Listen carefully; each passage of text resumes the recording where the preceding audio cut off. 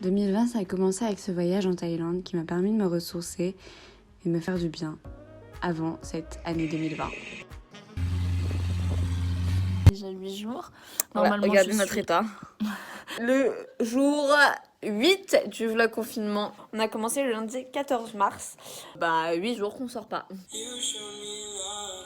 Ce premier confinement m'aura permis de faire des vidéos fit dance, de passer du temps avec ma sœur. Et là, on est au jour je ne sais pas combien du confinement. Faire du sport, encore, même plus.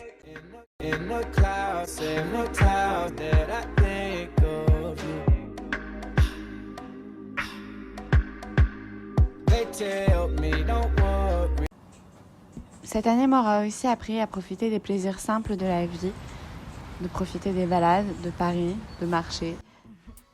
Puis j'ai aussi fait les fripes, ma première fois.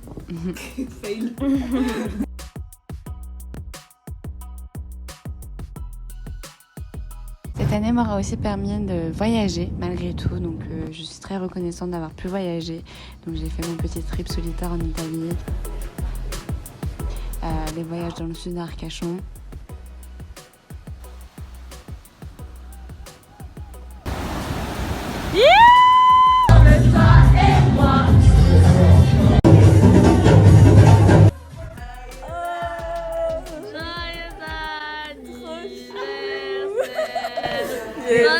Puis le Covid m'a eu. J'ai été positive au Covid. Une bonne semaine de repos forcé, puis ensuite je me suis remise d'aplomb. Et puis à partir pour le dernier voyage de l'année 2020. Ce voyage m'a permis vraiment de me rebooster, de positiver, de relativiser. Et j'avais envie donc pour commencer cette année 2021 de poser mes intentions et mes objectifs que je présente du coup dans cette vidéo.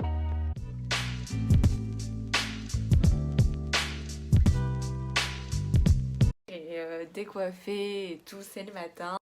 Là, on est le 2 janvier. Je suis assise sur mon bureau, je suis encore en brassière parce que j'ai fini mon sport. En général, je fais ma séance de sport avant de faire ce que je fais là. Donc là, je fais mon bullet journal, mais pas mon bullet journal de d'habitude que je montre en story Instagram. Parce que je mets en story Instagram certaines choses que je remplis le matin, certaines pages principales que je remplis le matin, notamment par exemple la page de gratitude, etc. Mais là, j'ai créé une nouvelle page que je n'ai jamais mis en place et c'est le Vision Board 2021. Donc mon bullet journal, je le tiens depuis plus de 6 mois maintenant. Là, pour cette nouvelle année, j'avais envie de faire un vision board. J'avais vu ça dans une vidéo et dans un podcast de dev perso. Et je trouvais ça cool pour commencer l'année en mettant en place des objectifs, en visualisant du coup ces objectifs-là. Et un bon exercice aussi en début de nouvelle année, je trouve, pour faire un point, une rétrospective un peu de tout ce qui s'est passé l'année passée. Et une chose, de se souvenir de ce qu'on a fait. Vraiment, c'est de l'impro, j'avais pas envie de faire quelque chose de scénarisé. Je voulais juste montrer le processus que je suis en train de faire. Comme d'hab, je me suis un peu renseignée comment on faisait un vision board, c'était quoi un vision board, à quoi ça sert, comment on s'en sert, etc. En fait, le vision board, c'est un tableau en fait où il y a des illustrations, des mots, des citations, des images qui nous parlent et en fait qui illustrent les objectifs qu'on se fixe et les engagements qu'on se fixe pour 2021. Plutôt cool parce que moi, tout ce qui est résolution on dit, ou révolution. Ce qui est résolution, ça marche pas trop sur moi. Enfin, je les note et puis je reviens pas forcément dessus. Du coup, là, je me suis dit que visualiser mes objectifs avec des illustrations et des images fortes ou des mots forts qui me parlent et que je verrai donc tous les jours parce que le but du vision board c'est de l'avoir quelque part pour le voir un peu tous les jours. Donc il y a plusieurs étapes pour faire le vision board et donc je me suis dit que ça pouvait être sympa de le faire en vidéo et de montrer les étapes de mon vision board. La première étape du coup c'est d'y noter mes accomplissements de 2020. Je trouve ça cool parce que ça te permet de revenir sur des points qui sont positifs finalement, qui te rendent fier, tire en fait le positif qu'on a vécu chacun à sa manière. Moi, typiquement, quelques points, par exemple, j'ai fait de nouveaux voyages et des nouvelles aventures. Hollande, Strasbourg, Allemagne, Belgique, Italie, Arcachon, Dubaï. Donc j'étais contente d'avoir fait ça.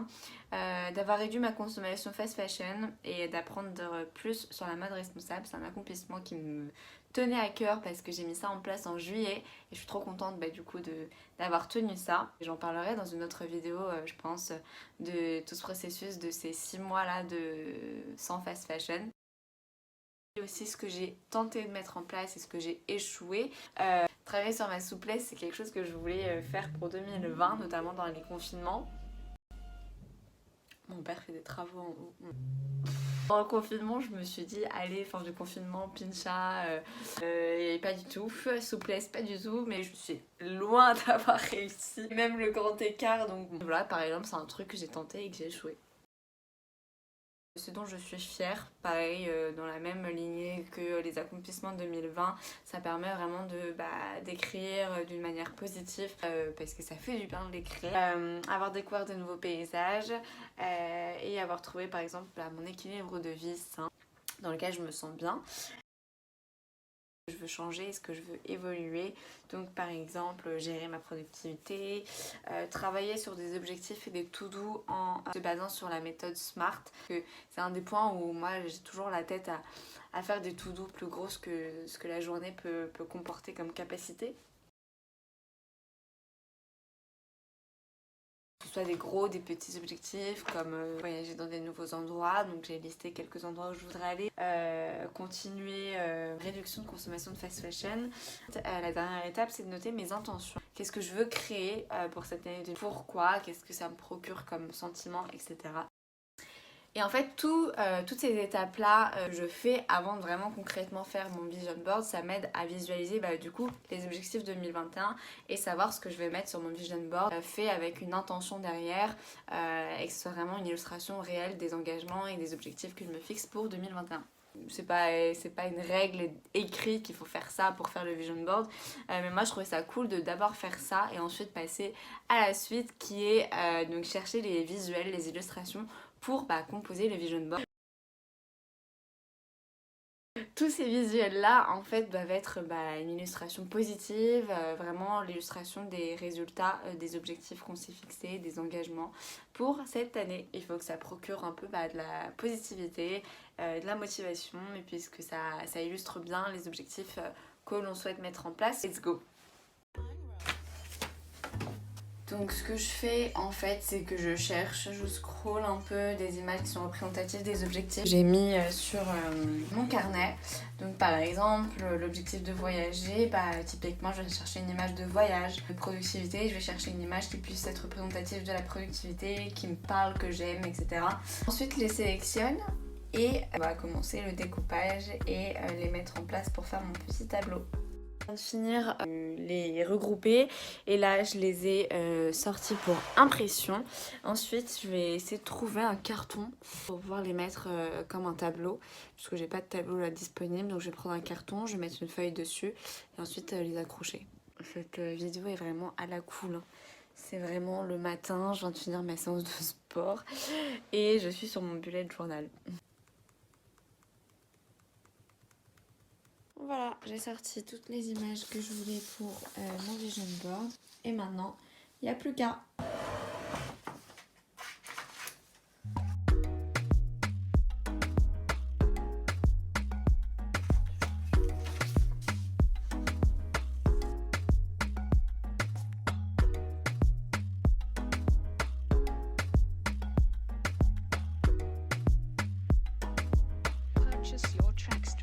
Bon, j'ai fini de tout découper. Maintenant, il n'y a plus qu'à trouver un carton ou quelque chose que je peux mettre en support derrière pour pouvoir les accrocher et faire un tableau.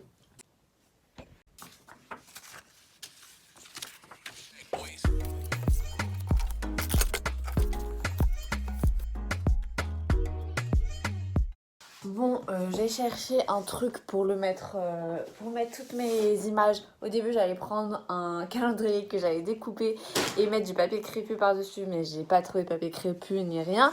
Et là, j'ai trouvé donc un carton. Je vais le bomber en noir, je vais bien le redécouper et ensuite, du coup, je mettrai les photos dessus.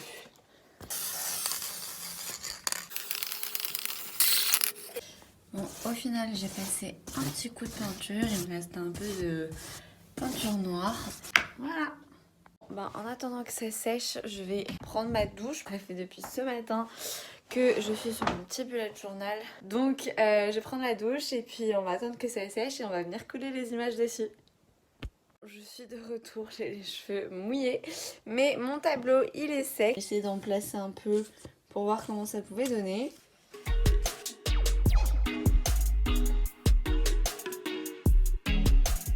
Purchase your tracks today.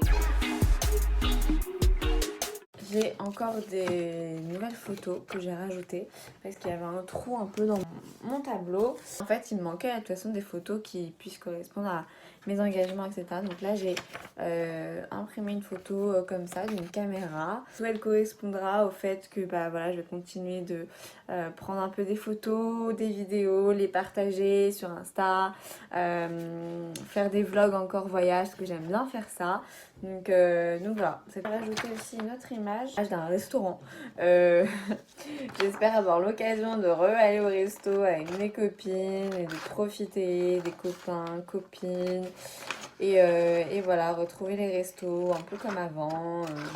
Voilà, qui symbolise aussi les relations amicales, profession non à l'occasion, de se refaire des bouffes, se refaire des sorties, etc.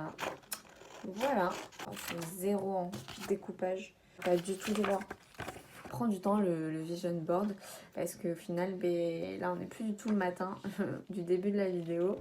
Entre temps, j'ai été manger, j'ai fait d'autres trucs, puis j'ai repris, mais ouais, ça prend du temps, mais c'est trop bien pour représenter mon objectif de travailler sur ma productivité. Je me suis dit qu'une petite image comme ça, c'était pas mal. Pour l'instant, ce que ça donne. Et là, j'ai plein de petites images encore. Infini. Mon petit vision board pour 2021 avec donc chaque image qui représente un objectif, un engagement particulier, mon envie de voyager encore plus. Ça, c'est dans ma démarche minimaliste et dans ma démarche de réduction de fast fashion. Voilà, petit vision board fini. Il était long à faire parce que fallait trouver les images, fallait aussi faire de l'introspection sur soi-même et de la rétrospection sur l'année 2020. Mais c'est fait, je suis contente parce que ça rend trop bien. Mes deux mantras, je pense, pour 2021, c'est sortir de ma zone de confort et get the shit done, quoi. Apprendre plein de nouvelles choses, tester des nouvelles choses. Voilà. Je finirai par bonne année à tous. Et voilà, que cette année soit encore mieux et encore plus de choses positives et pleines d'apprentissage.